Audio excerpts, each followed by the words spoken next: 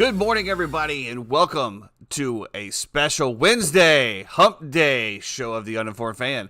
I am your host, Tyson. As always, with me, my good friend Jeffrey off of the Schneid. It's a beautiful day out here. We got NFL in the news. The NBA playoffs are kicking off. We have Wedge Wednesday with the Bad Burrito Boys. We're going to break down how the Bulls are going to lose tonight. It is going to be very, very exciting. How are we doing today, my friend? Stop putting that energy out into the universe. I hate it, dude. I'm riding with the Bulls. We are locked in, Tyson. It's playoff basketball tonight. I had this argument actually yesterday that the play-in games are not playoff basketball. I think they're the most playoff basketball that you can get. It's like having game sevens. You know what I mean? Like you lose, you go home. Kinda, but you're also dealing with the bottom feeders of the league. Well, they're not the bottom feed. I mean, listen, let's talk about some of those Bulls teams back in the day that made the playoffs at, 30 and 52. You know, we're not dealing with those kind of teams over here. You know, we're dealing with teams that are around 500, what, you know? Maybe in the West, but not the East. The East is pretty close. I mean, no. the weird thing about the West is that, like, we could legitimately see a play-in game person win the NBA championship, you know? I would agree with you on that. Which is crazy because they're so stacked in terms of talent over there, in terms of acquisitions that were done at the deadline. We are going to get into basketball. I want to ask you, how's everything going today? You know, it's just a good day. You know, the market was a little tough this morning, but we're going to get through it. You know, it is what it is. Rough. Yeah, you know, we closed out some positions to be live with you wonderful people over here today. So, you know, it's one of those things. We'll get it back. Doesn't look like a not very nice day here in Orlando, but, you know, we need some rain. I was surprised when you said that you were going to go play some golf today. Well, listen, and for those of you out there that might have a significant other or even possibly be married with children, okay, you know that when you plan to go golfing with a couple of your buddies, it's got to be planned a few days in advance at least, maybe possibly, hopefully for your significant other, a week in advance. The reason for that is because you want their expectations to be set up exactly for what they are. Right, so if I tell my significant other, listen, I'm going to play golf on Wednesday, probably have a few drinks with the boys after, maybe watch a little bit of the first game, and I'll be home a little bit later that night. She already expects that is what is going to happen. Now, anything that happens before that, let's say something gets canceled, let's say somebody doesn't make it out for the game, let's say whatever it is, right? What we do is we set them up for the worst, and then when we come home a little bit early, we look like a hero. Listen, guys. I'm just here dropping knowledge on you this morning, okay? So, in general, yes, we did plan to go golfing. It is not the greatest weather out. It's, you know, low 70s. We have about 18-mile-an-hour winds and a little misty rain. But, you know, there is a certain je ne sais quoi. You know, there's a certain element of loveliness that breeds in those grounds. And I'm just hoping that a few of the guys who we've sent invites to today are able to actually make it out so that I can wax that ass on the golf course, as the great Tiger Woods once said. Well, I just said, I'm sure he said it somewhere. If the boys can do it in Augusta, I guess you could do it here in Orlando, right? Exactly. I'm channeling my inner Augusta, you know, little little The Open vibes. You know, it's not the British Open anymore. We're going to make sure we're completely correct over here. It is The Open. But that kind of vibe, you know? Why did they change that? I don't know. I'm assuming it, I don't know. Jeremy, can you put that in the chat? Because it's not always in England, which it's never always been in England, and it's always been the British Open, and I'm not really sure why they did that. Maybe it's a good Gap Wedge Wednesday question. This will be a little bit of a different episode for our Gap Wedge Wednesday boys as well, too. Coming up a little bit later in the show, we are going to break down Hobbytown. I don't know why I call it Harbortown. I feel like Harbortown should be somewhere up in the Northeast. However, it's actually in South Carolina. Isn't it? Let's say it's Hilton Head. Yeah, but I don't know why. It just feels like it should say Hobbytown. Hobbytown. You get some good clams up there. You know, those guys. You know? You got to have good shoes to get in there, though, if you want to go to one of those places. You know? They stink over there, those little necks. Well, let's get into it. We did have because the Open moves around between the UK, Ireland, and Scotland. Okay. I guess, you know, since England couldn't control the whole of its own island back in the day, you know, talk about a fall of an empire, bro. Ooh, man, get your house in order, you know? Dude, they had Australia, they had France, they had all of England. I mean, they were Spain. They were pushing everywhere, man. And now look at them. Now look at them. You know? Go get my baby powder, you know? We're about to take care I of think these. I saw Australia just finally moved away from the British pound or having the Queen on the notes. Yes. Maybe that was due to her departure. You talked a little bit about the financial thing. This whole, the demonetizing of the U.S. dollar in certain international ventures is a little worrisome to me. You would think so, right? And then if you go look at the stock, the dollar is stronger than it ever has. It's completely baffling, bro. It's completely baffling. But yes, the world economy has said enough. United States, and mainly it's Russia and China that are really getting together. But the oil deals now are not coming out of the Middle East are not in U.S. dollars anymore. And that it is a big thing. Big thing. But, as you want to get into the conspiracies and go down the hole as far as centralized bank systems and things of that nature, which already rolled out in a few countries, that will scare you. So if you really want to go down a rabbit hole and say, hey, cash is king, go down the rabbit hole and see how far you get down there before you tap out. Very interesting. As I'm going to meet with a mortgage lender tomorrow to start talking about... Oh, they'll give you money. Absolutely. They'll give you money. Some stuff into motion over here, but I feel like I'm going to walk in there and they're just going to blow my back out with a interest rate that is not going to be okay with me, and I'm going to end up just walking away. So I don't know. I mean, for what you said, the other ones, the interest rates are pretty good. I got very, very lucky when I bought my house. I bought it right before COVID hit. Right when I didn't get the lowest rates, but honestly, I just didn't care. I was just happy to be able to get a house and not pay $2,500 a month. But it is what it is. Well, let's get into it. We had a few NBA games last night.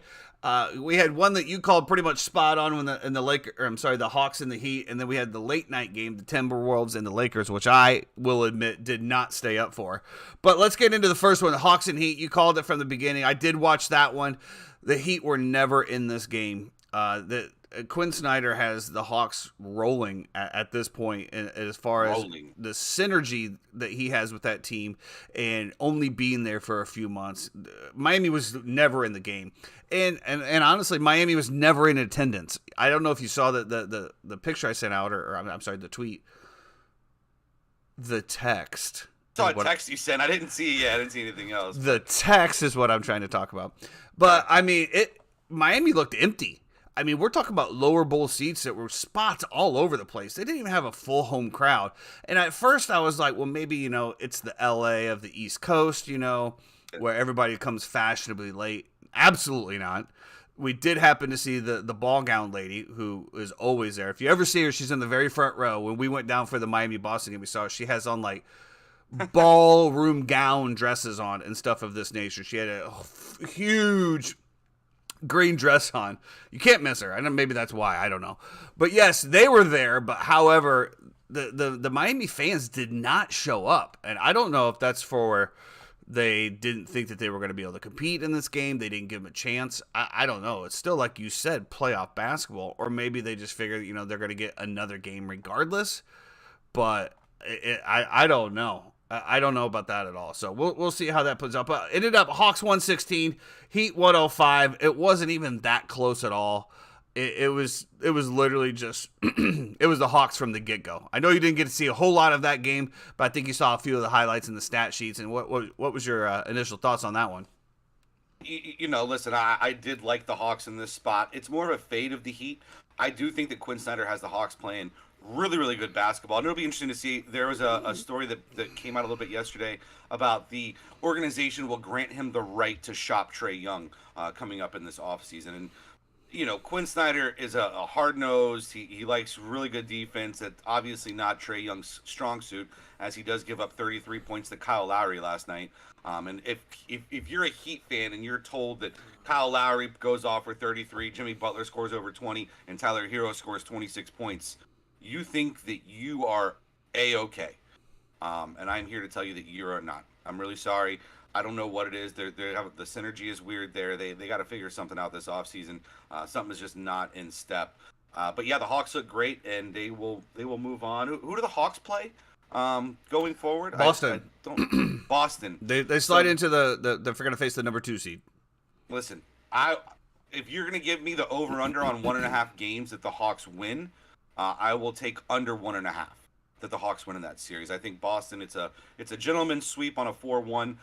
Just not to look ahead too far. Miami's going to have to move on and play Friday against whoever the winner of the game that we have tonight is, which is going to be the Bulls and the Raptors, and I know we'll break that down a little bit later.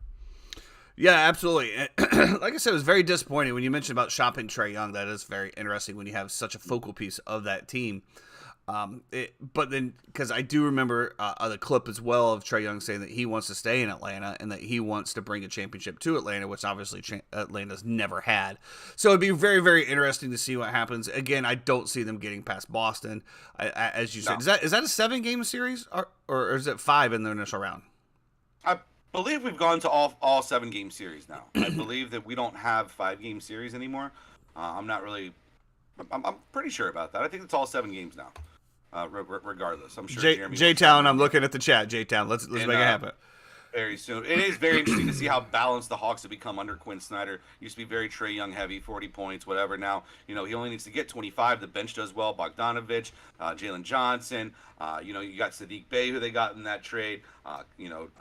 Collins is playing pretty well as well too, and then Dejounte Murray, for as much as I didn't like the way that he handled Paulo Banchero this offseason and the things that he said, I will say that he has had a very solid year, and it will be it'll be a good matchup against Boston. I just think Boston is just too good in the spots, and they match up too well against them, where Horford's going to pull Capella out of the paint. He's not going to be able to rebound like he does, because you got to respect the three-pointer for Al Horford.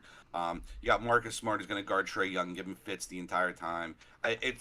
Marcus Smart is a pest, man. He's like that fly, right? That you can't just get it. Mm-hmm. In the playoffs, we really get down to matchups, and I was talking about this last night. Not to jump ahead, but I think the West, the way the matchups are going to work in the West as well too, after these games play out, are actually the best for these two teams playing in the play-in games as well. We'll say, and a big shout out to Adebayo. I don't know if you saw, he played 41 minutes last night. I mean, wow. I mean, the next closest, Butler played 38 though. I mean, so that wasn't good, but kind of like Jeremy pointed out with, excuse me, with Adebayo, you have Butler, Hero, Lowry, Oladipo. This was a team that was a number 1 seed out of the East last year, and like, wow, they did add Kevin Love, who only played 3 minutes. Not really sure what's happening there, but he's cooked, bro. He's cooked. At least he got a nice retirement spot. Yeah, enjoy Miami. He's a very Miami cat, I feel like, too. Who's not? What was his uncle? His uncle was Beach Boys, right? I have no idea what you're talking about. I believe his uncle was one of the Beach Boys. Really, Jeremy? We're definitely going to need a research on that. No, but I mean, if you, I'm telling you, if you got money, who doesn't love Miami? I mean, why would you not want to be in Miami? He's got that, that silk shirt, open button. You know what I mean? Chest hair flowing. Yeah, just everything is out. It's just, it is what it is. So we'll see. So like we said, we're going to break down the Hawks and the Celtics later on in the week as far as that matchup goes. But again, my biggest thing was just the lackluster attendance out of Miami, and they will host the next game. So it could be the Bulls. Even when LeBron was there, they would show up at the end of the first quarter. When it was LeBron, D Wade, Chris Bosh, it was never full when it first started, and then everybody wore white. Mickey Harrison sitting on the this game never filled up. This game never filled up. It doesn't surprise me at all. But I will say that when we were down there with the Boston playoffs, the crowd was full, but there was also a lot of Boston fans. Yeah. From Boston. Which will be interesting because, listen, the Bulls are going to travel. I think the Bulls beat the Raptors tonight, and the Bulls fans will travel, to go see them. This one won't. The Bulls fans are very pessimistic about their team right now, but I think Chicago is a very wide-ranging sports fan base, and I do feel like there will be some Bulls fans in attendance at that arena as well. Well, there's plenty of Illinois people that have gotten out of the dismal state that is Illinois and have sought sanctuary in Florida. So yes, there'll be a lot of people there. I don't think we're going to see a whole lot of travels, coming from with them. Arms wide open.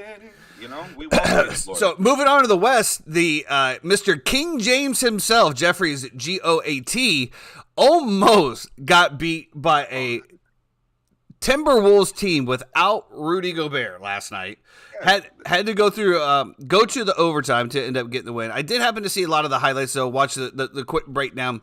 LeBron hitting some clutch threes there at the end to tie the game. I do believe with like a minute 30 left or 2 minutes left. And then I did watch the end of the game. And Anthony Davis, as a superstar, making that foul on that 3-pointer was absolutely just terrible. Game should have never went into overtime. If he makes the shot, great, right? I mean, because he was shooting literally over the backboard at the very furthest point in the corner, and right. you jump up. You obviously don't touch him, but yet your foot comes down right where his foot is, and in the NBA that's a foul. They're trying to, I think that was the Steph Curry rule. We have the Brady Tuck rule. I think that's the Curry ankle rule. So you don't have broken ankles down there. But what a clutch moment to come up and hit all 3 of those threes with 0.1 second left to put it into overtime. So I don't know if you remember, it's actually the Kawhi Leonard because Kawhi. Well, that's funny because Jeremy just said it's the Harden rule. So well, and Jeremy will say, "Oh, Jeff's correct. It's the Kawhi Leonard rule, and it transcends all of them." Because if you remember correctly, one of the first titles that the Warriors won, Kawhi Leonard and the Spurs were monsters, right? And the Warriors were up and coming. And I don't know if you remember, I think it was Andrew Bogut. I actually remember that game. I do. A shot where Kawhi shot it, and left Bogut wing literally slid under him as he was coming down. Messed up Kawhi's ankle, and then Kawhi was out the rest of the playoffs. The Warriors take off, and they go on their run. To me, that's more the Kawhi Leonard rule that then James Harden and Steph Curry and these guys took advantage of to go there. I didn't watch the first half of the game. We got absolutely destroyed at work last night, which was a beautiful thing. Gotta love it. Big shout-outs. Really, really appreciate it. Shout out to the Patriots eating. Yeah, appreciate y'all. But yeah, we got blown up last night, and then after we were done, we're doing our side work, doing everything, and I put it on my phone and started watching, and I watched the very end of the second quarter. Minnesota goes on a huge run. It's like a 14-1 run to end the second quarter, which put them up 11 at the break. That was it. 11, 13, something like that. And then they come back out. I thought the story to me, Anthony Edwards did not show up, and he's one of my favorite players in the NBA. I love the passion. I love the way he plays the game. He reminds me of Tracy McGrady, the way that he attacks the rim, the way as long and lanky as he is, a kid who played, all sports and was really good, just a super athletic guy. The way his shot is, he just reminds me of T-Mac a lot. He didn't show up at all. If you look at Anthony Edwards, 9 points on the night, 0 of 9 from three-point land, 3 of 17 from the field in 43 minutes. Got to be better than that. He will be better than that whenever they play the winner of whoever plays tonight between the Thunder and the Pelicans. Sorry, I forgot. I agree. And honestly, I think if you look at the rebounds, I mean, the rebounds are just, they're very scarce on the Timberwolves. But I really feel like if they had Rudy Gobert, I feel like they win that game. I really do. I definitely think they're going to win against whoever they play between those two teams. And then when they go and play the Nuggets, I think this is a nightmare matchup for Denver, in my opinion. Because we all know when you get into arguments or fights or anything like that with your boys, you hate each other for about 3 days. And then after you sit down and you talk, you become even tighter and you're brothers for the rest of your life. Okay, the situation that the Timberwolves are going through right now, I feel like is very reminiscent of something like that, where this situation happened, Kyle Anderson and Gobert get into it. Gobert does an idiotic thing and throws a punch into the middle of Kyle Anderson's chest. They will get through it. I think they're going to be better for it. But that matchup of Gobert and Jokic, if he can kind of neutralize Jokic a little bit. We know he's been one of the best defenders in the NBA his entire career. Now you allow Karl Anthony Towns to kind of do his thing on the outside. I don't think that Denver has the bigs to be able to match up with them besides Jokic. And then you have, Anthony Edwards, taking out Michael Porter. Mike Conley's been a great spot-up shooter for them, especially last night. Mike Conley last night, to me, was the star of the game, right? You're talking about 6 of 8 from the three-point line, goes off for 23 points in the game, and still manages to grab 4 boards, hits those 3 big free throws at the very end as well. To me, this game was just decided. Karl Anthony Towns got into foul trouble, picks up his 4th foul in the 3rd quarter, comes back out, picks up his 5th foul as soon as he comes back onto the court in the 4th quarter. has to go out for a little bit. That being said, he still played 41 minutes, but that's with overtime as well too. So let's keep that in mind. Yeah, I mean, not a lot of bench points from them as well too. Which will be a little bit different going forward. Well, to serve up your cupcake on a platter, you are correct. That is the play that came up with the rule. It is the Zaza rule, though, from Pachulia, who is the one who actually did the foul. Zaza, that's who it was. It was not Bogut. It was Zaza. That's my fault. Yes, absolutely. So I'm still going to give you the full cupcakes with the icing and the sprinkles on that one. Congratulations. Appreciate it. So we'll see what happens tonight. So tonight we do have the Bulls playing, which we'll see what happens. We have the Bulls Raptors, which that line is now moved to 6, and then we have the Thunder Pelicans, which I don't know if anybody really cares about that game unless you live in Oklahoma or New Orleans. I do believe it's 5 or 5.5. Okay, 5.5. So Public's back in Toronto. I think the storylines are kind of fun, right? Like Vooch has had good success in Toronto in his career. In terms of shooting the basketball, in terms of throwing up big games. I don't know if you remember a few years ago when Kawhi took the Raptors and won an NBA championship. Magic actually went in there and stole that first game, almost won game 2 as well, and then it kind of got out of hand after that. But Vooch has good history there. And if we want to talk about the guy who has the best history there, we're talking about the king of that city still, DeMar DeRozan. And DeMar, who is going to one day probably have his jersey retired in the Raptors. For the Raptors, I wouldn't be surprised if that happened. For what he did for that city, I think that him going in there tonight, I think Pat Beverly locks down Fred VanVleet. I think it makes it very difficult. I love their matchups that they have tonight as well too. I love the Bulls here in this spot. I think they're definitely going to go in and lock it down. I love their mentality. Give me Chicago their mentality. Mm-hmm. Tell me you've never watched a full Bulls game without telling me you've never watched a full Bull game when you talk about their mentality.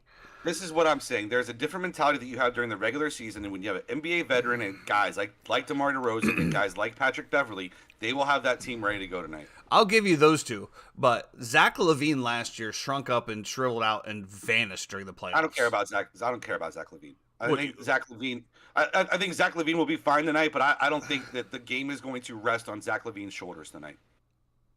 Really? Well, we'll see. Mm-hmm. We'll see. And then, like I said, the Thunder and the Pelicans, it is what it is. I mean, that would probably be one of the lowest rated NBA game seasons of the season, in my opinion. Do we consider this the playoffs? Is that where we're at? Do we still consider this the playoffs or no? I think so, because I think that they said that it, because I think they were talking about the Heat being in the consecutive playoffs. So I think that they're calling. And I'm wondering for playoff stats as well too, like all-time stats. Is this? It would have to be right because the regular season's over. Game or I would assume so. I think it just. I was arguing with our good friend Ian Zeese about this, about how it's not the playoffs, it's play-in, it's such a joke, blah blah blah. And I'm like, it's actually the playoffs, and it's actually fun to watch if you. It's the same thing. It's the same thing as the wild card round in baseball. Yeah, I mean, same thing. Did they extend that to 3 games yet in baseball? Yes. Or is it still okay? Good. We covered that earlier in the year. Okay. Good. So moving on, we do have a few NFL topics to talk about before we get into our Gap Wedge Wednesday with the Burrito Boys. First of all, we're gonna save the juicy one till the end. But the first one is Saquon Barkley has come out saying that he is not going to sign his franchise tender, which had to be signed by Monday in order to participate in off-season practice facilities. We do have a little bit kind of a differing opinion on this one. Obviously, it is still a big thing. But to me, this is a way for Saquon to basically just say, okay, well, if you're not going to give me the contract, I'm not showing up for preseason. I'm only going to show up when I have to. So I really feel like this really doesn't mean anything as far as him sitting out or anything of that nature. I just think he's going to wait till he absolutely has to sign it to go to work. Because he, as somebody that doesn't say that, hey, you don't want me on a long-term deal or you can't afford me on a long-term deal, I'm on a 1-year prove it anyway. I'm going to come in whenever I feel like it. Yeah, it's also interesting, too, because now you give the team a deadline, right? You say, listen, you want me to do a long-term deal? I'm not showing up on Monday, and I got to sign that thing by Monday. So you let me know. Yeah. And like Jeremy said, it is voluntary portion so far, so there's no fines or anything imposed. So why go? No, well, I mean, you want to be there. You want to be in Dayball's system a second year. You want to, be there around the guys. You want to show the work ethic that we know you have because we see it in the way that you look physically. So yeah, I mean, if I'm Saquon, I don't mind it at all. You want to get paid in a position that is like pay less right now. Basically, you are pay less at running back, and when He's you still have to getting what, capitalize, 15 million? well, but that's only for 1 year. And Correct. yeah, but obviously, I don't think he's negotiating 15 a year for 5 years. I doubt Hey, that's where he's going. here we go again. You just don't know, Lamar. You Very just true. don't know. I mean, who knows? Obviously, Very the true. Giants felt like they couldn't get both of them on their salary cap, which to me is weird because if you can afford him under a $15 million cap, right? Or is the franchise tag not completely hit the cap? I'm not 100%. I would imagine it is. I imagine it's a full hit. If you can afford him under 15 whatever million for a franchise cap, why can't you afford him for 11 for 5 years or something of that nature? Sure, if you can tack on void years with the franchise, I'm not 100% positive with that, but I think there's some kind of a rule with that. I'm not really exactly sure. But now let's get into the juicy NFL, which I see that you came out supporting your team today in your Tampa Bay Buccaneer colors. Really would have liked to see the creamsicle colors out there. But Oh, yeah, but by the way, did you see the Bucks release that they just did? like They just right sent, now, they just sent out a tweet about 40 minutes ago, and it is the Buccaneer mascot that we have, but he's wearing creamsicle orange, it's coming and this year. he's signing a piece of paper on it, and doing the whole Jolly Roger and everything, and stamping it and saying we're back, and then it just boom blast the creamsicle color right there. Got me fired up. I It love was just creamsicles. absolutely just pathetic that they couldn't get Tom Brady in that uniform. Because Sucks. we all know that that's the uniform, right? We all know that that's Sucks. the uniform. Take us back to the Vinny Testaverde days. Take us back to the Mike Allstott. Let's see it. Let's see it. We don't want that era, but we love It's the way coming. they looked, right? The old sombrero, I mean, we love the way they looked. It would have been cool to see Tom in one of those. I know there are certain aspects of the fan base that absolutely hate those colors because it gives them PTSD and brings them back to a not so happy time in Buccaneer life. And guess what, guys? It's coming We are again. back in it. It's So coming who again. cares? We Let- might suck, but let's look good doing it. Okay, that's what I care about right now. So let's get into it. So we have Devin White, the Roquan Yes. Smith of the Tampa Bay Buccaneers, has now come out and said, I want to trade. I'm not staying here. I'm going to let you open up on your thoughts, and then I'm going to inject mine because I know that you have a lot of thoughts about this. So let's get into it. Let's hear it. I don't know if I have a lot of thoughts about it. I think the writing has been on the wall for a little while now. I know that Devin does like Tampa and everything like that. I've never gotten the impression, I guess I would say, or whatever the word is, that he is like all in selflessly to be a Buccaneer. And obviously in football you can't be selfless to a certain degree anyway. I think that there's been some weird things with teammates here and there. There's been some social media posts that he's made. I appreciate what he did for us in helping us, bring a Super Bowl to the city of Tampa. That was an amazing run that we had. I think from his perspective, if you look at it and you say, okay, well, I'm going into my 4th year. They're probably going to pick up my 5th year option. Once they do that, I don't have a lot of negotiating room to be able to do anything. And I want to get paid. In his mind, he's one of the best linebackers in the entire NFL. I would say in my mind, he's probably a top 15 linebacker in the NFL, not a top 5 linebacker in the NFL. And listen, you can argue semantics all day. I look at numbers and I say you're not great in coverage. You take a lot of chances. You miss a lot of tackles. That's just you do create a lot of pressure and a lot of sacks, right? But that's just the way that I look at it and the way that I'm used to things when it comes to a guy who I've seen do it right next to you in Levante David for so many years.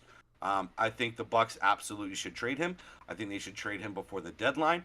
Or before the NFL draft. I think they should package pick number 19 and Devin White to somebody to move into that top 10 potentially, and then go after the best available guy, and then just kind of go from there.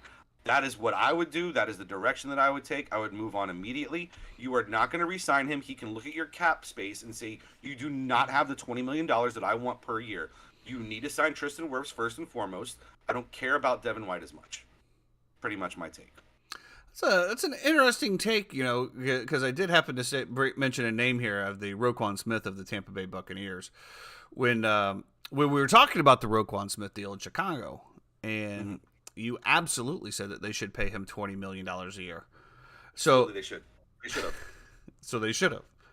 Yes, because you value him as the top 2 linebackers, if not the best linebacker, correct? I think Roquan Smith is the top 5 linebacker, and I think if you look at what the Chicago Bears had in terms of cap space and money and dollars to spend and things that they had and assets that were available, and also look at your team and what you have to re-sign going forward, and where you want to invest your money at. You talked about the stock market today. We are very discernible in terms of our investments when it comes to our players and our teams, and we kind of tier that off based off of how good we think you are. I think if you have a top 5 talent in the NFL, like a Roquan Smith, yeah, you go ahead and you pay him, But listen, if you think you got value by getting a 2nd and a 5 back and you want to build through your team that way, that's absolutely fine as well. Well, I think we can both agree that the Bears were far off from one piece on the defensive side anyway. Absolutely, but you also want to sell jerseys and you want to sell tickets and stuff like that. I don't think Devin White is selling that's the tickets for Tampa Bay football. That's the difference between these two franchises right there. Because these helmets right here, they will sell out tickets every single game. It doesn't matter. First of all, Chicago has one of the smallest stadiums in the NFL.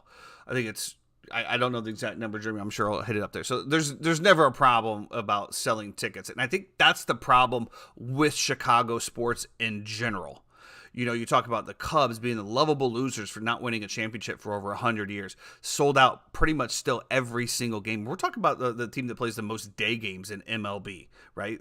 Because it is in the middle of a neighborhood. Chicago Bulls haven't done anything since Jordan. We did have a couple flashes with Derrick Rose, but again, sells out every single game. Blackhawks for the first time this year are starting to experience a little bit, like 10% shortage of selling out. And the Chicago Bears have sold out since its existence.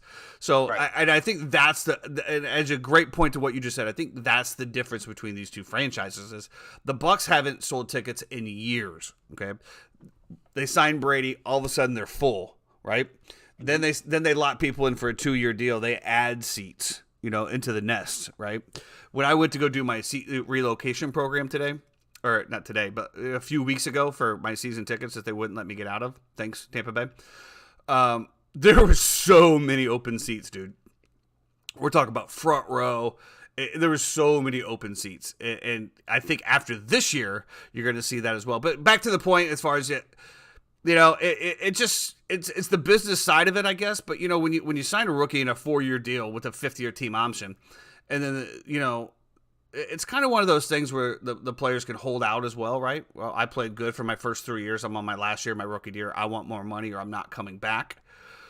I look at it this way. That's what the contract says. I mean, if the team can hold you, continue to sign you for the 5th year and you're there, then I think you have to give it your all and you have to play there. Because as we know, if you sign a 4-year deal with a 5th-year option and you suck by year 3, the team's not gonna come to you and renegotiate and say you need to take a less salary to play on years 4 and 5. They can just simply cut you, but on that there's still a cap. I don't know. To me, it's just bad vibes, man. And like you said, it's just bad vibes to me because he is considered one of the best players on the defense and a leader of that defense. Something that everybody can rally around. He's been with, Bulls. Maybe he just doesn't like Bulls either. I mean, that's the thing. We just don't know. But for a rookie to come out 4 years after playing 2 years with the GOAT and having the amazing run that they had over those years, just to simply to come out pretty much out of the blue and say, I want out. Now, I don't know. I'm with you as far as if a guy says he doesn't want to play for you anymore, then get rid of him. I mean, because at that point, I think it kind of becomes a cancer because you're going to evaluate everything differently, right? Is he giving it his all?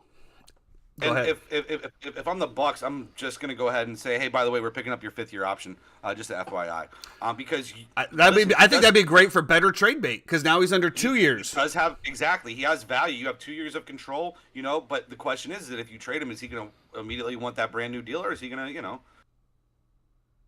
toe the line? Toe the line, show up work hard, So we'll see what happens. So Jeremy just hit up the Bears are the smallest stadium in the NFL with 61,500 people. Ray J is 75,000 people. So I mean that's just a little bit different there. He also just put out something very interesting that Rachaad White is looking for C.J. Mosley money and $17 million a year. Who? Rachaad, Devin White? Oh, is it Devin White? Is that who we're talking about? Yes, yeah. Devin White is looking for $17 million a year. Yeah, we're good. I'm good. I'm not paying you that much money. I know you think you're worth it, and I'm happy for you. But here's the deal, though. In 2 years, right? In 2 years' time, because if you pick him up, right, you have him for this year and next year. If he becomes a top 10 linebacker, which he is fully capable, I think we can say that, right? He's capable of becoming a top 10 linebacker in the league. You have him at like 15 now, but in 2 more years. Proper player development, maybe some more like you're talking about zone reads, staying in your position. He could be a top 10 linebacker in the NFL. That's probably what top 10 linebacker money is going to be, is $17 million. So I don't know. I don't. Obviously, the Tampa Bay just doesn't have any money at the moment. I'm good. I'm ready to move on. Jeffrey is ready to move on. So with that, we are moving on. Right here. We are moving on from you, Devin White. Whatever the team puts on the field, that's who we're going to root for, unless it's Baker Mayfield, who robbed Julio Jones's number, went back to his original first-round pick. I don't know if you saw that little uproar between the little Bucks Nation.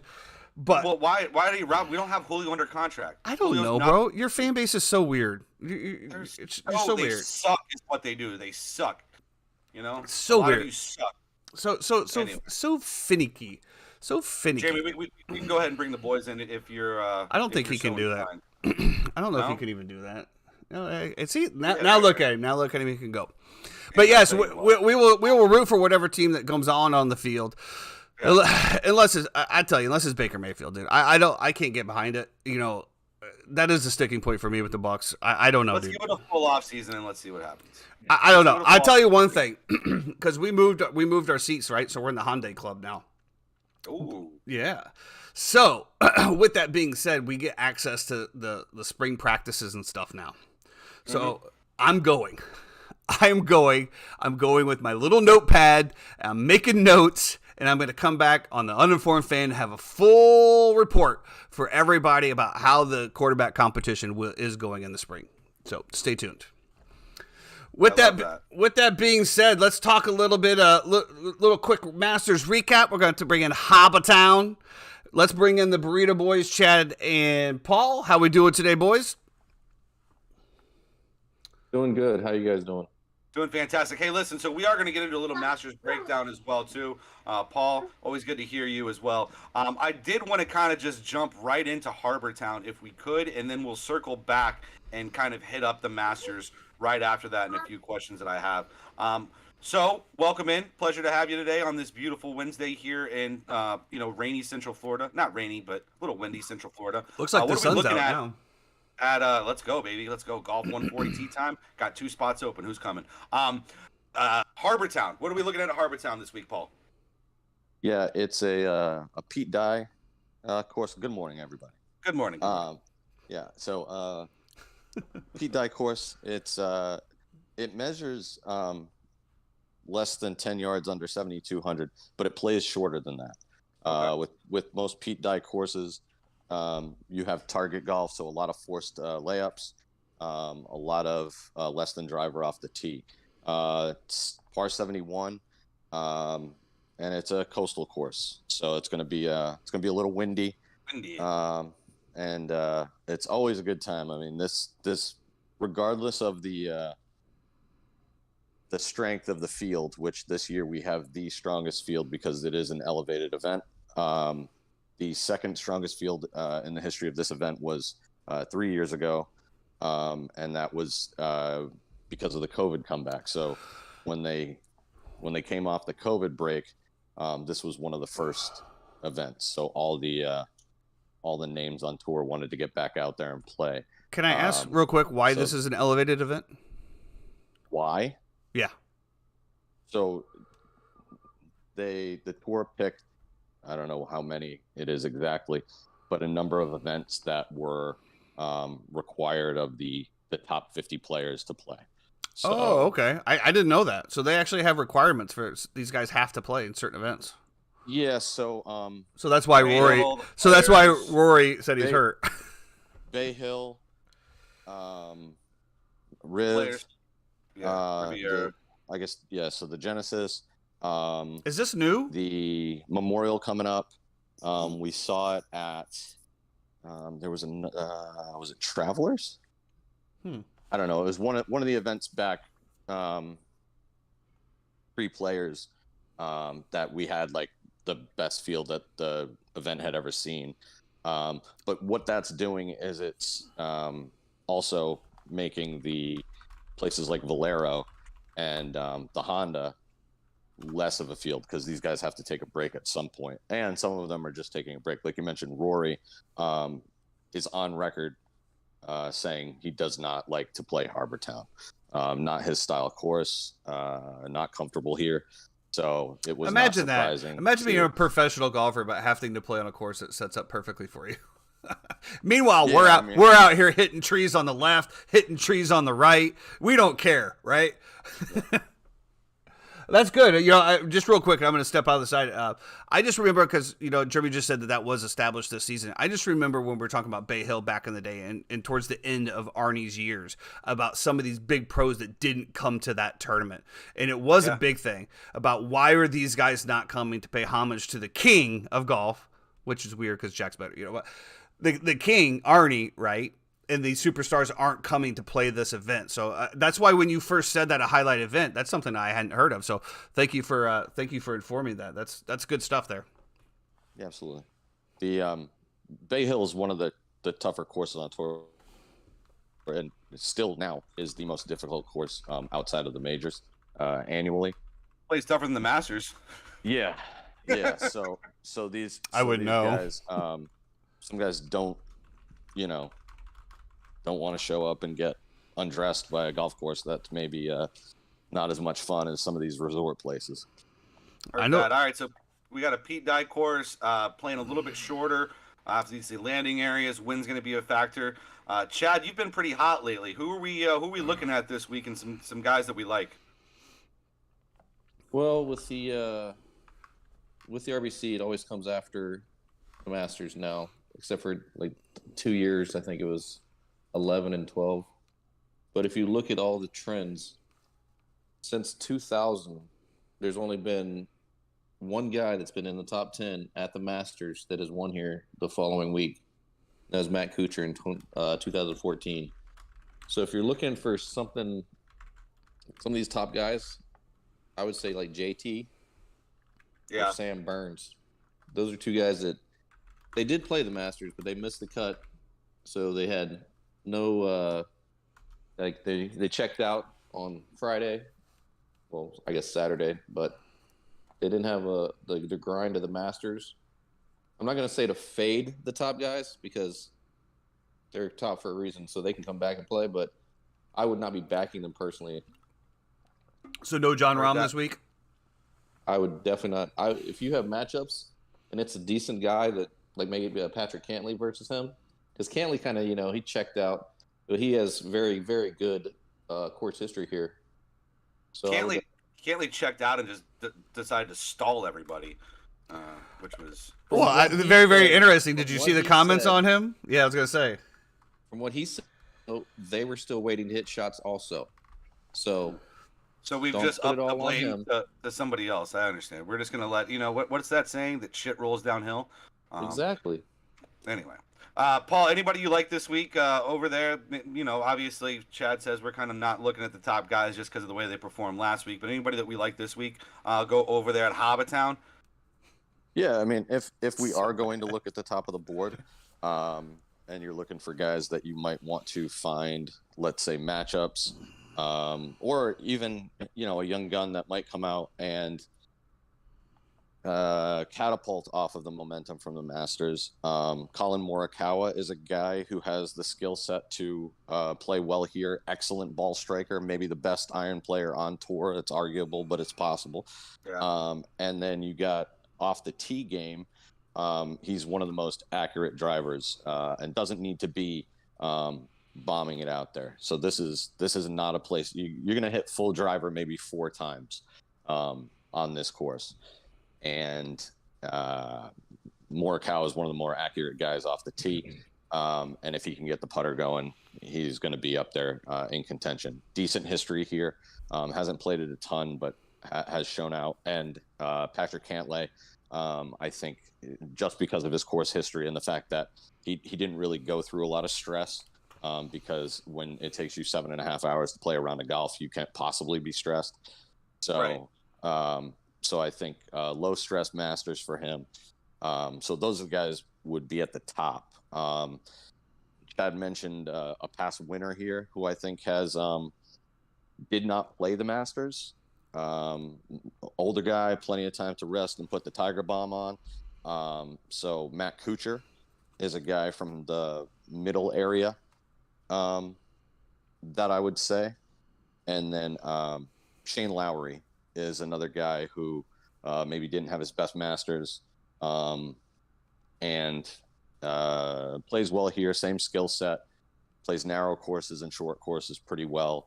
Good record at a place like the Honda, and here also. Lowry definitely had flashes last week at the Masters. I mean, he made a couple great runs. He just had, couldn't put it together. Did you see the video of him driving his dad up to Augusta National? Magnolia Lane, Magnolia Jeffrey. Lane. I'm sorry. Unbelievable. Guy runs his talk show, everyone. Guy runs a talk show. Guy runs a golf segment. Anyway, it was a beautiful moment watching Shane Lowry and his father drive down Magnolia Lane right up to Augusta. It was a really, really nice thing. Chad, we're looking at some maybe middle to lower tier guys, maybe some guys that we take a shot on here. Anybody that stands out to you this week over at Hobbitown? I got a few guys to back off of what Paul was saying. Great history, great approach game as Russell Henley. My only thing with him, he's never really been in the Masters hunt. He kind of put himself there for a few holes, so we don't know how that's going to affect him. A guy that definitely had no problems at the Masters was Terrell Hatton. This guy, I love this guy when it's windy. He won me a ton of money at Bay Hill one year, and it was shit weather, absolute shit. No matter how pissed off he got at his ball, he came through. Another Pete Dye guy, I can never not bet him at a Pete Dye course. Siwoo Kim. He's 11 of his 14 top fives have been on courses under 7,200. So that's definitely a stat to back. If we're gonna go I'm gonna go with bombs now. I know Paul's got a few he's got to get to, but Carolina kid, grew up there, probably played this course hundreds of times. Matthew Neesmith. He's a great approach guy. He just sucks at putting. But I mean, that's what you get with guys that are going to be 150 to 200 to 1. And then, because it's going to be windy, and my boy Sam Stevens, he's been playing great at Valero, windy course, Punta Cana, windy course. I think he's got a second and a third on both of those. So I'm also going to back that. Got to stay on him while he's hot. Man, some really deep nuggets right there. We love that from old Country Club Chad. Paulie Parputz, anybody you got for us to wrap us up here on Hobbitown? Yeah, I think Stop that shit. It's so bad. Whatever. Hey, hosting a podcast is no picnic now, is it? No, don't forget your blanket. Don't worry. Yeah. Good call. Era. So the guys down at the bottom, Cam Davis, Australian guy, has been playing pretty well. Had a decent showing pre-Masters at Valero. Players too, I believe. Yeah, it hits the ball pretty well. Surprisingly, plays Pete Dye courses really well. And then Adam Svensson is a guy who has shown, pretty good form on courses like this. And then if you're looking for the longest of long shots, I think you could do worse than Hayden Buckley, who I mention every week. What a great name, Hayden Buckley. Hey, just real quick, what about for you? What about a guy like Kirk Kitayama this week? Seems very interesting to me. Obviously, came off of the big Bay Hill, and then didn't play really too bad at all at the match play. The match play was Pete Dye. Is that correct as well? Yes. Yeah. Correct. So a little bit of good history there. Like, a couple guys who played well in that match play. Maybe Kirk Kitayama, maybe a JJ Spawn. Any reason for us to look at guys like that, or no? I like the fact you said JJ Spawn because he is a scrambling guru, and when you're taking the distance out of courses like this one, JJ Spawn seems to creep right up the board because he doesn't have the length. But if he's hitting the same approaches as everyone else, he's very good at approach. And if he's missing the green, his scrambling is amazing. I just remember he putted his literal butt off at the match play as well too. Yeah. Well, I got a player that I kind of want your opinion on, which kind of surprised me a little bit. I saw Victor Hovland with seven best odds on this. Watching him struggle a little bit at the Masters in these rainy, windy conditions.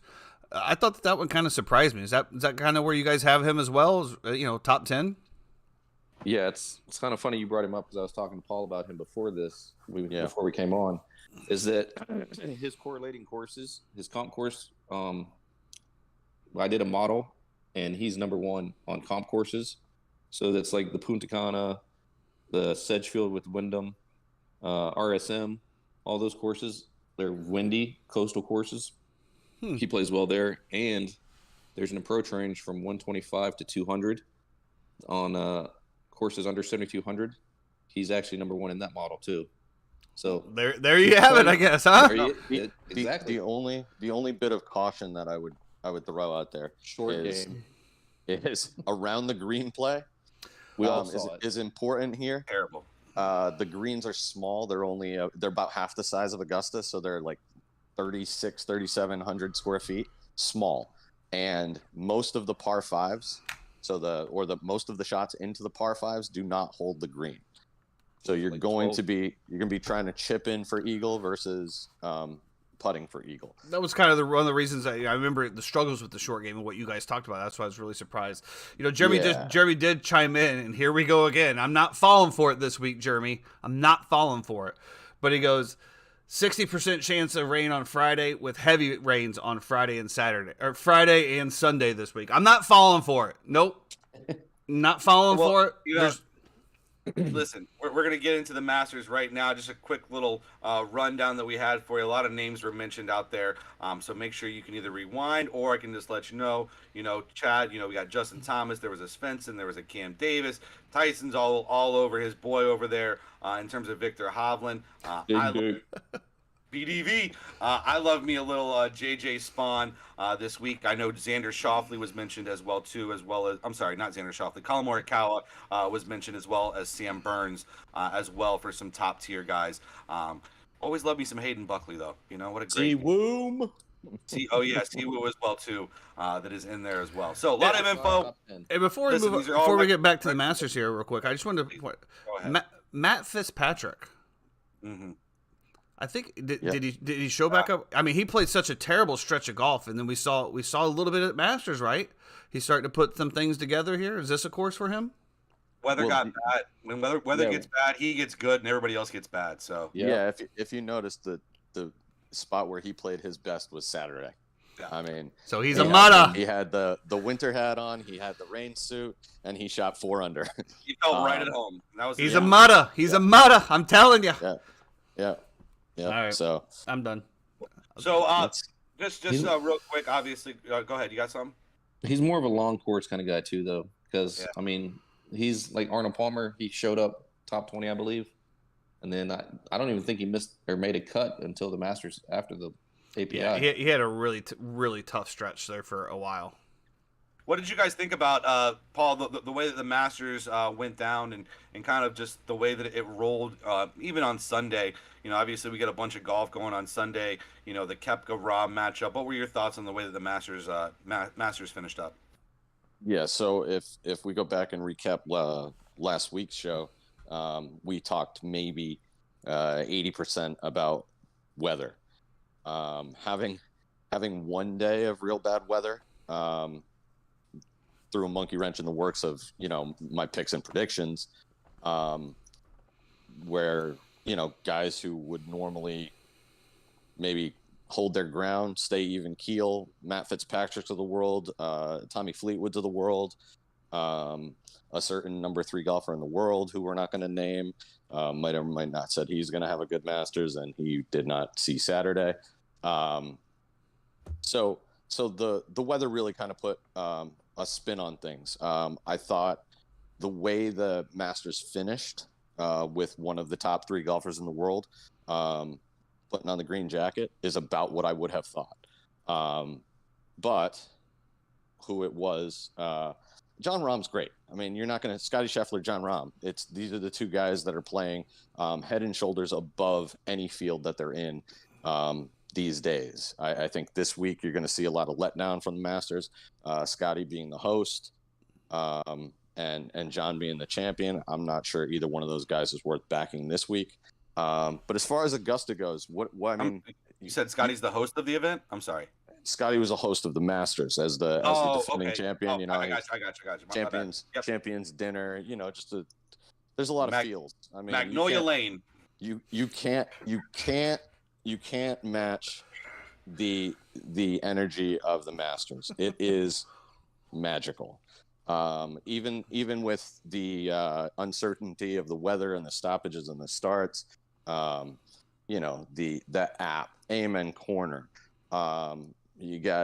There's nothing like the Masters. You said the app? Yeah.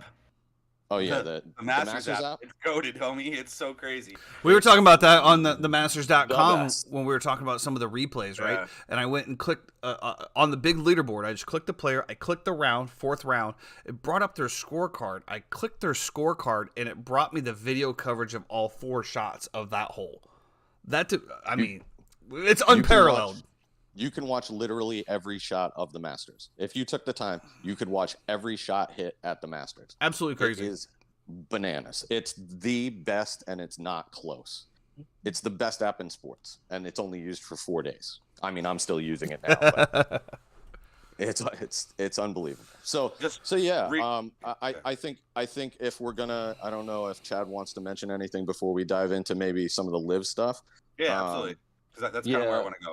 On my Masters recap, we totally bombed it because we should have been all in on Rahm no matter what. It was April 9th. Was going to be the finish. Yeah. That's when the Spaniards win because it's Seve Ballesteros' birthday. The last time. His caddy's number, 49. Yeah, and the last time it was Sergio Garcia. He won it.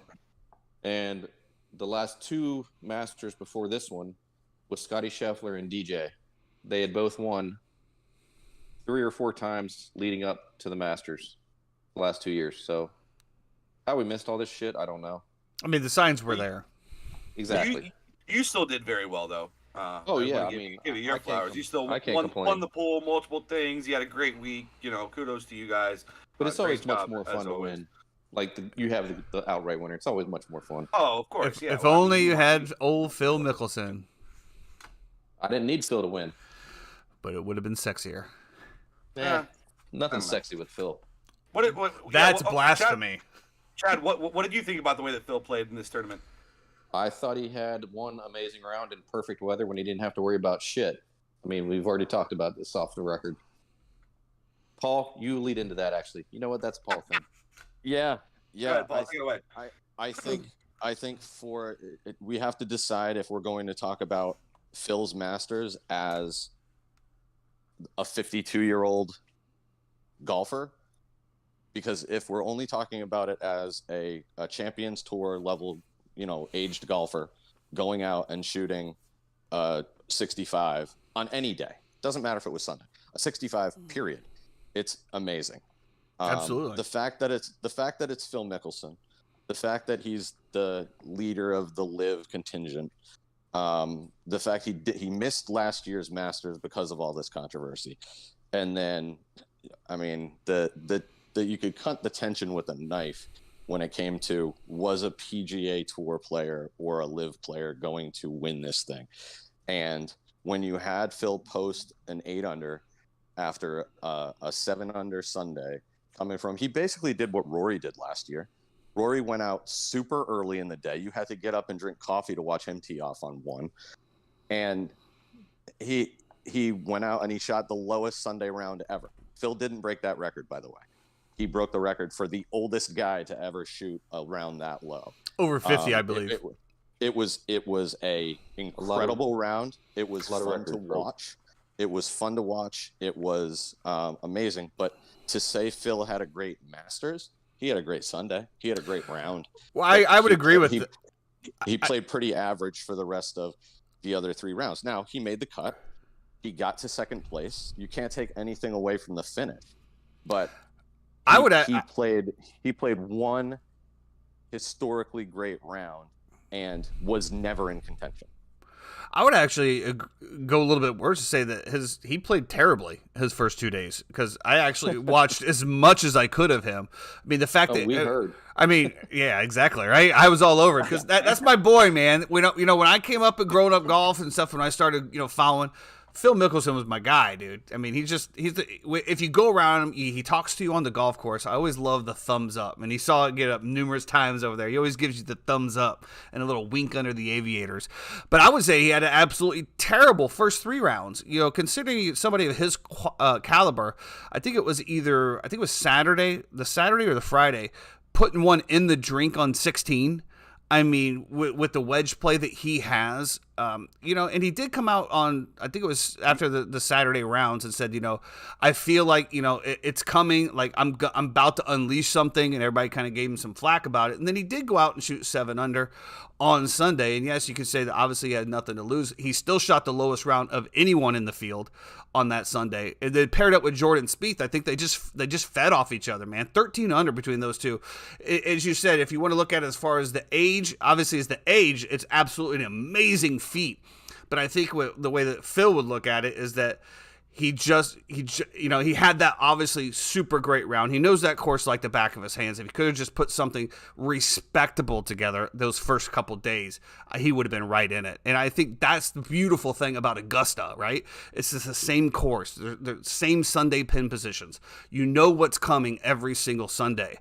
And that allows these people, especially the people who have been playing for 20 years, to go out there and shoot these kind of scores. I was very impressed with Phil. Like you said, the whole live controversy with Brooksy, being up there.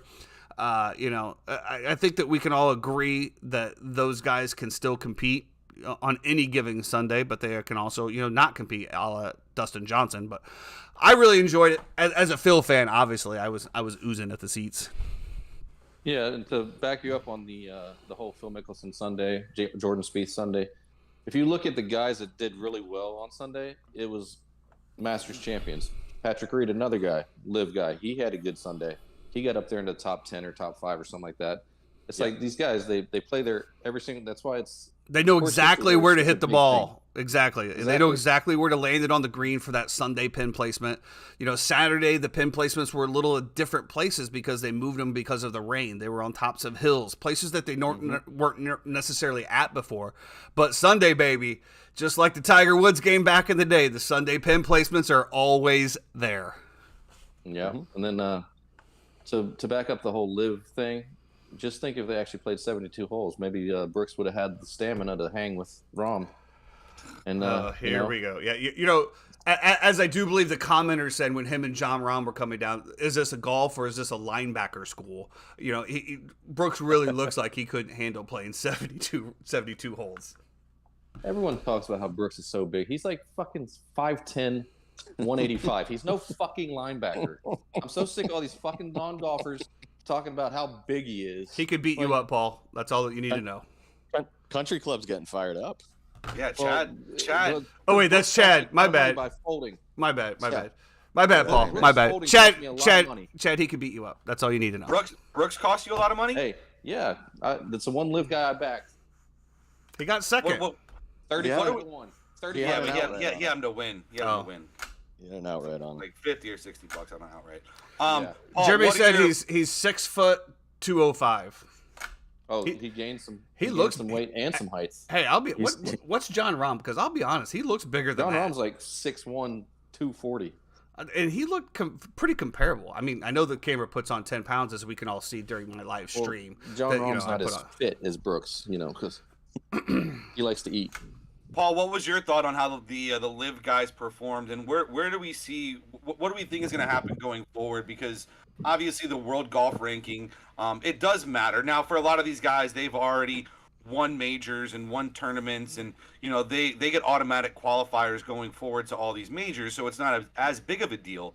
But what are kind of your thoughts on the way that everything transpired with the live guys, how they performed, and then going forward, what do we do with the world golf rankings? Sure. So it's a great topic, and I'll try to stay as calm as possible talking about it. I was about to say, I'm worried right now. When Phil went into the Masters this week, he was 425 in the world. When he woke up on Monday, he was 72nd in the world. So going out and having a great performance at a major is going to raise your world golf ranking substantially. All of the best players on LIV have the opportunity to be in all four majors. No one is keeping Phil out of the majors. No one is keeping DJ out of the majors. Nobody's keeping Brooks out of the majors. Patrick Reed is even going to play in all the majors. And here's the thing. If you think there's a guy on LIV that is being shut out of the majors because his world golf ranking may have fallen because he hasn't played a competitive round of golf since the first week of February in Asia, then these guys have the opportunity to play in two majors specifically that are open. So the US Open and the Open Championship are just that. They are open. Anyone, all four of us have the ability to go and qualify for this event. It's a major. And if That'd be a great video. If they are indeed one of the best players in the world and they deserve to be there, they should have no problem beating used car salesman us, Tony Romo, Tyson, to get into one of these events. So and wait a minute. If they are indeed one of the best golfers in the world, then they should have no problem finishing at the top of that leaderboard the way Phil did, the way Brooks did this week. And that is an automatic bid into the other majors. So you're saying that live players that don't play in a qualifying because of the PGA, that's just determined it's all qualifying for world golf rankings. So because the live players only get 4 shots a year to basically solidify their rank, you want them to go play next to somebody for a US Open qualifier. Let's take this part out. You can accrue world golf ranking points outside of the PGA Tour. Okay. Live guys can play on the Asian Tour. They can play in mini tour events, any tour that is currently allowing live guys to play. If they go and compete against those fields in 72-hole events, they can accrue world golf ranking points. But do you know why you're not seeing that? Because it doesn't matter. Because there's numerous reasons. One, their contract is over at LIV, so I'm sure they have to play in those events. But then, like you said, for them to just leave and go to Europe to try to play a DP Tour or World event, which I know that's got something going on or something of that nature. Like you just said, it's not worth it. So do you know when the next LIV event is? No, I don't really follow it. So it's not this week. It's the following week in Adelaide, Australia. So all of these guys that were so worked up about having to travel are going to Australia. Well, because they're contractually obligated to go. Yeah, well, because they got paid $100 million to do it. Correct. So it's not as though when Phil, DJ, Reed, when these guys left, if you watch episode 2 of Full Swing, you're going to understand Brooks's motivation and what he was thinking and all the turmoil he was going through in his life. And he was like, "Oh, gee, honey, I guess we have to take this $125 million and I'll just go and play golf willy-nilly with shorts on and a DJ." Sure, yeah, tough life. Wow. Oh, how do you feel about your decision? Well, I guess if I knew I was going to get healthy and be one of the best players in the world again, I might not have done it. Yeah okay. Right. You know who else wouldn't have done it? Paul Casey, who doesn't, what has he done in the last however many years? World-class player, everything else. I'll see you. I at mean, the British I Open. I agree with you to a certain point as far as the contract, and you kind of reap what you sow. But I mean, when Liv first came and they signed those contracts, there was no guarantee they were ever going to be allowed to play in majors, correct? And so, Well, and then see, We good now? I think that's where I think that's and I'm sorry to cut you off, but I think we're going to get to the same point. Is I think when they came over, don't forget, Liv had a lawsuit against the PGA Tour to try to get these guys to be able to play both, right. and that fell through. So Well, when you because I mean, have- with when- that being go said, ahead. though, you have members of the DP tour and other tours that play in both. That they come over here and play PGA events. It's not like the PGA is exclusive. They allow other people to play from European events to come over and play in PGA events as well, especially if you have a sponsor or if you make the Monday cut. But they specifically blocked out these guys because they thought but it was there's a dead. partnership. Right? Cor- There's a partnership. correct. That's different because But the PGA also Liv- came out Liv and said came that they in. wanted no part of a partnership with Liv. Liv came in and tried to pluck the PGA apart. That's exactly what Greg Norman was trying to do. He talks all this bullshit about wanting to be tight with him and all that. He said fuck the PGA because that's just the way he is. Well, of course. I mean, they're trying to build something better, and of course, just as you said, Phil was on the same token, was saying the same stuff as far as the prize pools and things of this nature. I mean, I think we can't, ignore the fact of what Liv has done to accelerate the PGA to where it is now with some of the things, just like we talked about these highlight events where now these people have to play, the increased purses. I will agree as well. They tried to pluck all of the best players to get people to come over there. I 100% agree with that. But if you're the DP tour, if you're anything, if you have this type of money, of course you're going to try to get the biggest players. My biggest thing when it comes to the world golf rankings, right? And for these majors, at least for this year, is you barred them from a complete year of playing in majors. So therefore, they didn't have those shots for those first, those first 4 majors of the previous year to be able to increase their golf world ranking. So therefore, this year, you had people, like you said, that are dropping hundreds of places because they haven't played in anything, but now they have the majors that they can continue to do their golf ranking. And I completely agree with you as well. If you're that good, and I mean, everybody's going to have a bad tournament, but are you going to have 4 bad tournaments? Are you going to play bad in 4 majors and still contend that you're one of the best players in the 100 golf world ranking and that you should be invited to these events? I do agree. I do think though that being that they got barred out from last year's all 4 events, and all of these guys just dropped huge in the world golf rankings because there was no clue. I do believe there should be some exception, at least for this year, to get these guys in. So let's just. None of that is true. Okay. So you're saying that in 2021 or 2022? Were they allowed to play in the Masters last year? Yeah. No, they weren't. Dustin Johnson? Dustin Johnson did, yeah. Phil was the only one that didn't play. The Really? guy who put you're talking about the guy who put the jacket on Scotty Scheffler, Yeah, he was there. or was that Morikawa, Matsuyama? Because DJ had to put it on Matsuyama, and then Matsuyama put it on Scheffler. I'm absolutely incorrect then. I thought that they were not allowed to play in any of the majors last year. No, they did. They played. But this is the propaganda machine that is like Live Golf versus PGA Golf, because there are 1,000 Live bot accounts out there. Like, so you just scroll through Twitter and you're gonna see, oh, Liv's doing this and PGA's doing that, and this guy is this, and this, this other one's that, whatever. So last year, the British Open 2022, Dustin Johnson finished tied for 6th. Bryson DeChambeau was T8. Abraham Ancer's T11. I retract. I'm completely wrong. I guess, again, So, because but obviously I that's follow Phil more than anything, but I guess it was more of the fact of, he was obviously the light of that thing, the burning flame, if you will, and he chose to step away from that year to not cause controversy. Then is what I'm assuming.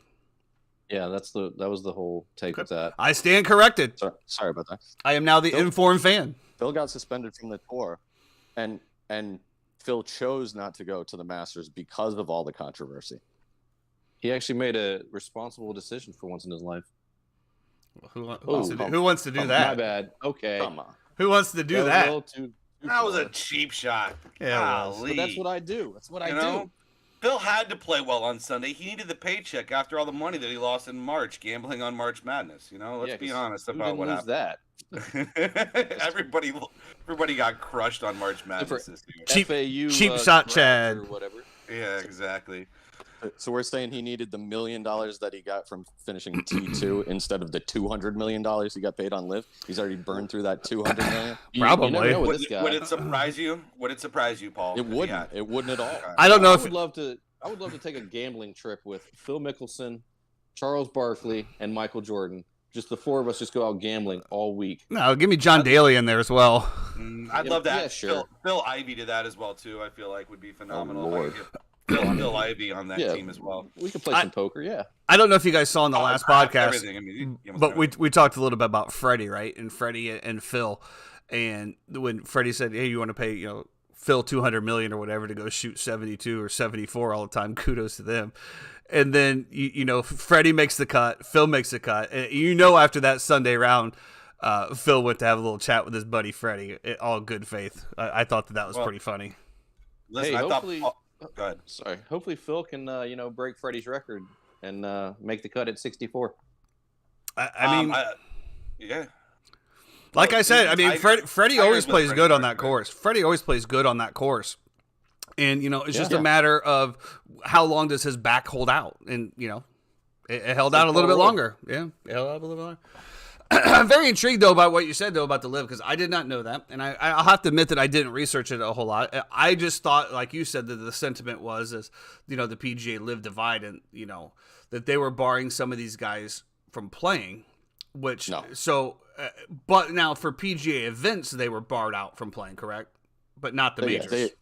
They are suspended from the tour. That is correct. Once they took the contract to play for a competing tour, which is in the PGA contract, they no longer eligible to play in tour events, PGA tour events. And that only That applies to lawsuit- the Live tour.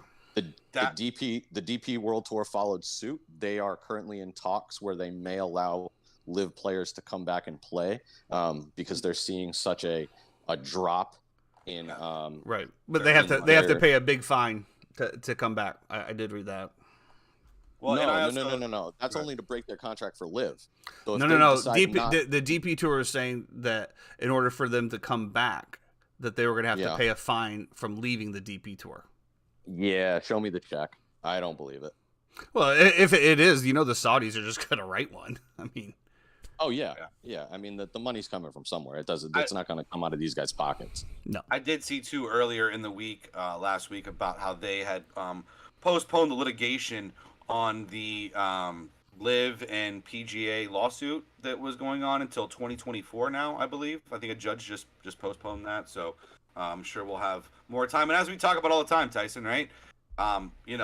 It's clickable if it's dividable, Absolutely. right? So And if they can generate clicks and generate interest and drum stuff up by having us argue about this all day long, they're winning. You know what I mean? Absolutely. And as we wrap this up, because we are going a little over, I just want to ask each of the panel one question here, and then we're going to wrap it up. And that question is, yes, I will go to Chad first. Do the PGA and Live Tour ever work it out to coexist? Chad up first. I'm going to go with, I would say probably not, because of the way Greg Norman is and the way Jay Monahan. I don't see them being able to coexist. It's going to be, they might have a thing.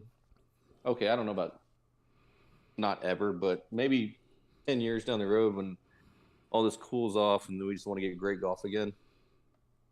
But Okay. not in the near future. All right. Paulie Parputz. I don't think that Live will exist long enough for them to coexist. Okay. I think we have a limited time on the Live experiment.